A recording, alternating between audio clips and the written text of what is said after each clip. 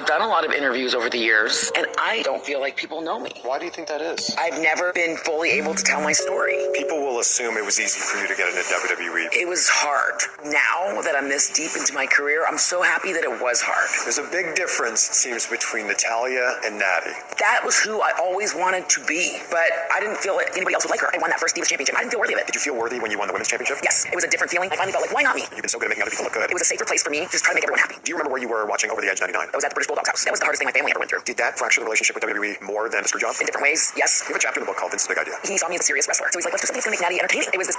My dad made that bowl. He made that bowl?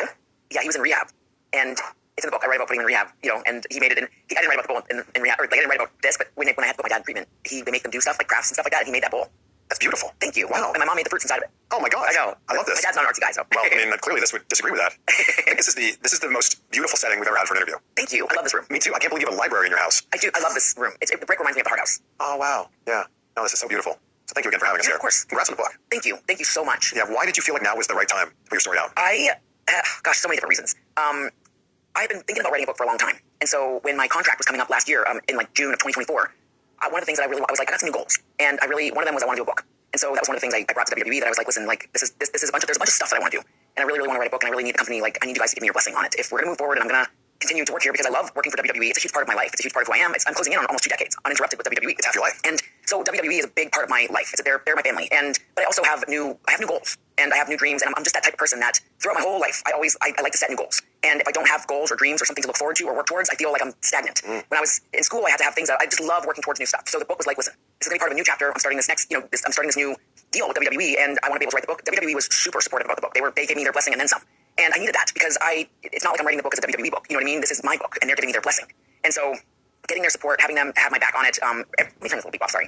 I thought I turned my ringer. Okay, there you go, silence. TJ's texting me. He said hi. But I wanted to have new goals. So from the cover, I was like, hey, I want to have the Women's Championship on it and the Divas Championship. The second I asked WWE, they're like, yep, no problem. Like, I was like, oh my God, they're letting me put because, it's their titles. Like, I have to get permission to do that. Even though it's not a WWE book, I have to still get permission to get all that stuff. They gave me 16 photos to use that have never been used or never been seen before by people. So they've just been so supportive, but I finally felt ready to tell my story. And the great thing is that when you read the book, you'll realize that there's still so much room for so much more story, which I love. But I also felt like, I said this to my husband, I said this to TJ, I go, people don't really know me.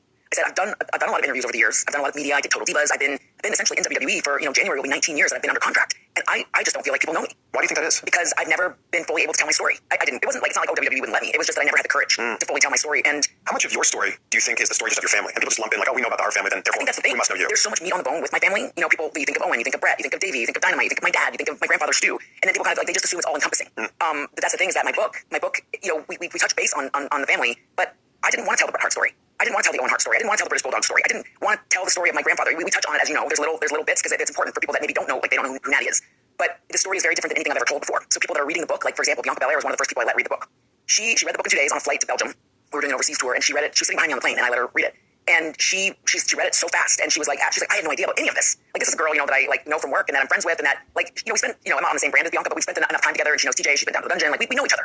And she's like, I didn't know about any of this. She's like, this is crazy. I can't believe it. She's like, I was laughing, I was crying, I was yelling at the book, and she would text me every chapter Bianca would get through. She would send me a text and go, I can't believe this. Like, she was so engaged in it, and she's like, I just couldn't wait to get to the next chapter. And that's kind of how I wrote the book, is that I wanted more than anything for the book to be an easy read. I didn't want to leave any reader behind, because I'm actually for me, it takes me a minute to read a book. I have to read a page and then read it again. I've always kind of been a slow learner, but then when I get it, I really, really get it. So I wanted to keep my book very simple, and I wanted this book to be such an easy read that no reader is left behind. I think one of the things that surprised me the most was people will assume it was easy for you to get into WWE because you come from the legendary Hart family. It wasn't. Like, there was not an easy path to get in. No. Like, you had a lot of no's before they finally said, all right, yeah, I guess we'll give you a chance. It was hard. And now that I'm this deep into my career, I'm so happy that it was hard, because I grew so much from it being hard. Like, I think it's important to go through hard things. If life was easy, we wouldn't grow, we wouldn't learn, we wouldn't be, like, for me, I built so much character in the struggle. Looking back on it now, the best, most fun times were figuring it out. Like, I just had to figure it out. And I think that's the thing with me, is that it's always been a challenge, because on the outside you go, hey, well, she's part of the Hart family. That's got to be a door opened. That's got to be a door open for her. Like, that kind of gets her foot in the door. She's got a bit of a name. But when I was trying to get into WWE, Brett still had conflict with Vince, and Brett, like, I think it was like 2 years. No, sorry, Brett got into the Hall of Fame in 2006. I was starting to wrestle in 2001. 2001, I was like starting to, have my first matches, my first series of matches. But I was green. But Brett and Vince still had lots of conflict, and so that conflict wasn't really worked out for a long time. It was still, very intense. So for me, I think it was hard, because I had this name of being part of the Hart family, but there was tension. There was conflict that they had with Owen, and Owen's not with Owen, but with Owen's wife Martha. They had, after Owen passed away so tragically, the company had conflict there. They had conflict with Brett, and of course, like, my dad had worked in and out of WWE for many decades, but my dad had lost his job quite a bit. He was fired from WWE, I think, like 5 times. And so there was just a lot of baggage with the Hart family. And I think that there were times that nobody told me this, but I could just assume this. That there was times that they were like, stay away from the hearts a little bit. You know, we got the stuff with Brett going on. There was, you know, it just was complicated. But like families can be complicated. So it was just challenging for me to get hired, and I kept sending in tapes. I kept, you know, trying. I would never, ever ask Brett to do anything. And also, Brett's not going to call anyone up because he's not on speaking terms with the company back then. So it was just me sending in tapes to Dr. Tom Pritchard. Like, that was the only person that I knew of through a friend to send tapes to. And he was just the coach at developmental. I mean, he wasn't just a coach, but he wasn't like a head honcho. You know what I mean? It wasn't like, you know, my dad was making phone calls to Vince McMahon, and I was getting, it was just so hard because the family, like, I couldn't, my dad was struggling with a lot of personal stuff at that time, and he wasn't